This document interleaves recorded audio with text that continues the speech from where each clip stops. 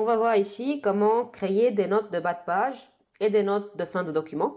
On verra aussi comment créer et ou supprimer des commentaires sur Word. On verra aussi comment insérer des symboles avancés ou des caractères spéciaux. Et finalement, on verra comment introduire une zone de texte dans Word. Donc si je commence par introduire ce qu'on appelle une note de bas de page. Donc déjà, imaginons que j'ai envie de créer une note de bas de page pour le mot créativité.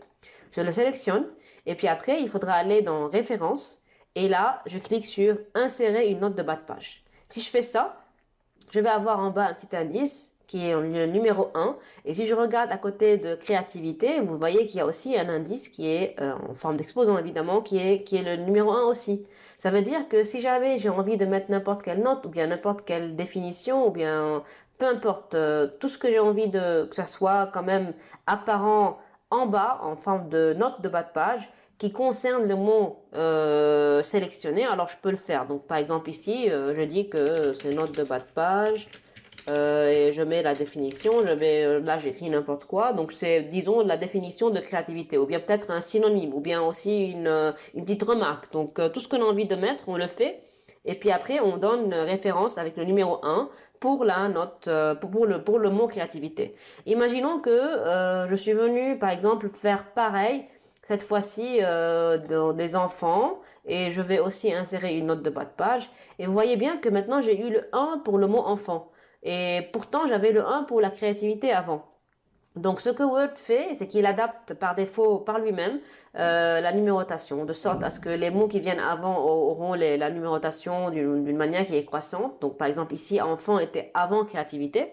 Et par conséquent, c'est à enfant que le 1 va être associé et le 2 automatiquement va maintenant être associé à créativité. Par exemple, aux enfants, je peux mettre ici une note de bas de page disant âge compris entre 8 et 17 par exemple. Quelque chose comme ça. Il y a des notes qu'on peut mettre de ce genre-là en bas de page. Et puis automatiquement Word va faire la numérotation pour nous.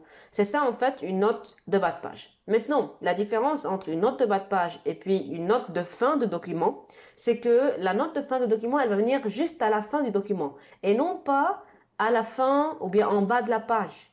Donc c'est par exemple ici, lorsque je viens mettre une note de bas de page pour enfant, la note de bas de page, elle va venir à la fin de la page sur laquelle le mot est introduit.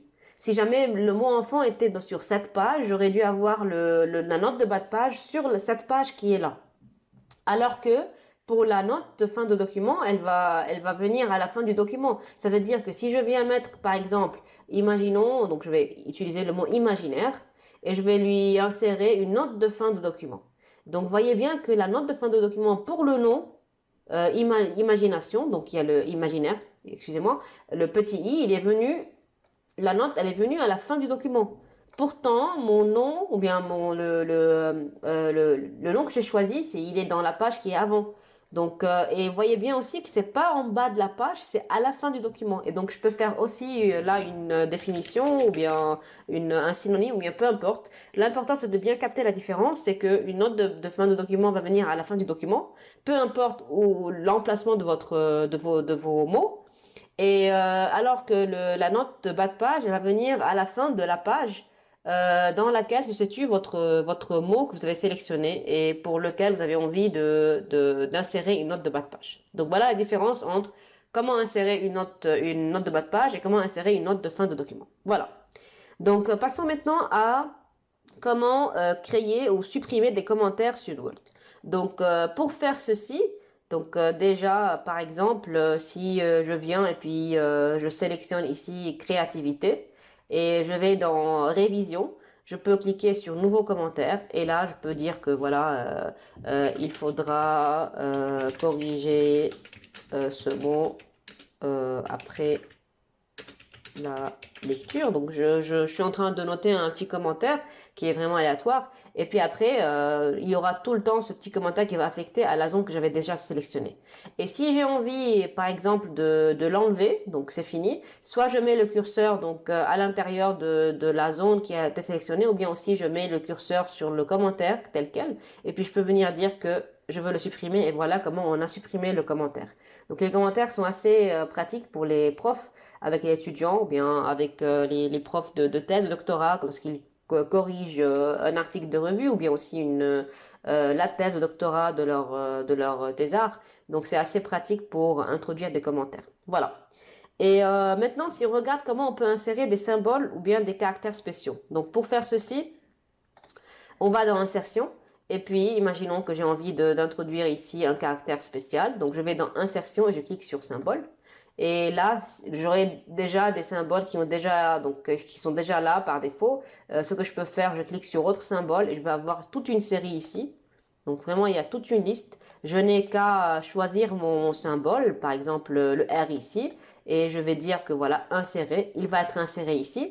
Vous voyez bien que la fenêtre ne s'est pas fermée parce que je n'ai pas encore cliqué sur fermer. Donc ça me permet quand même de me remettre à un endroit différent sur mon texte et d'insérer à nouveau un autre symbole. Disons celui-là cette fois-ci. Je clique insérer et voilà. Attendez, j'ai pas cliqué le C comme il faut, donc je vais recliquer sur le C ici, insérer et puis voilà le C qui est introduit aussi. Et je clique là fermer. Et donc là, je pourrais quand même introduire tout ce que j'ai envie de faire en termes de symboles. Il y a vraiment toute une série de symboles que je peux choisir et qui va quand même vraiment être très utile.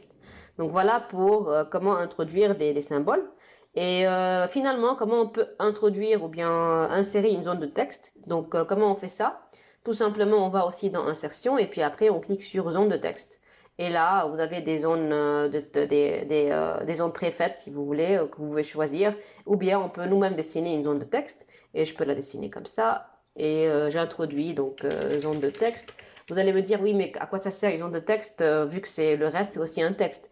Alors la différence, c'est que la zone de texte, elle n'est pas liée au texte qui l'entoure. Je peux la personnaliser indépendamment du texte du document entier. Je peux aussi la traiter comme étant une image, donc je peux aller la mettre comme je veux en termes d'habillage, encadrer, adapter au travers comme je veux. Je peux aussi, donc, comme je viens de le dire, la personnaliser avec, donc, la remplir, peut-être mettre une petite légende, choisir un contour. Donc, ça peut être une zone qui est vraiment relative à une image ou bien une légende. Et je peux aussi modifier la forme. Donc, voilà, on peut faire tout ce qu'on veut. C'est vraiment une sorte d'image, si vous voulez, mais qu'on peut introduire du texte là-dedans et elle n'est pas liée au texte du document Word. Donc c'est ça en fait la différence. Et je peux aussi la manipuler, comme je viens de le dire, comme n'importe quel autre texte, mais cette fois-ci c'est uniquement limité à la zone de texte sélectionnée. Voilà, c'est comme on a vu dans les autres leçons, comment on personnalise comment on fait une mise en page de notre texte. C'est exactement la même chose en termes de remplissage, contour, l'habillage, donc modifier la forme, tout ce qu'on veut, c'est exactement la même chose. Donc voilà, si on récapitule pour cette leçon, donc on a vu comment créer des notes de bas de page et des notes de fin de document.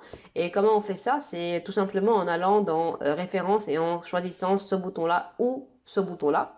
La différence entre les deux, c'est que la note de bas de page, elle va s'introduire en bas de la page qui contient le mot pour lequel j'ai introduit une note de bas de page, alors que la note de fin de document, elle va s'introduire à la fin du document. Peu importe l'endroit du mot sur lequel j'ai voulu insérer une note de fin de document. Donc ça va toujours s'introduire à la fin du document. Voilà.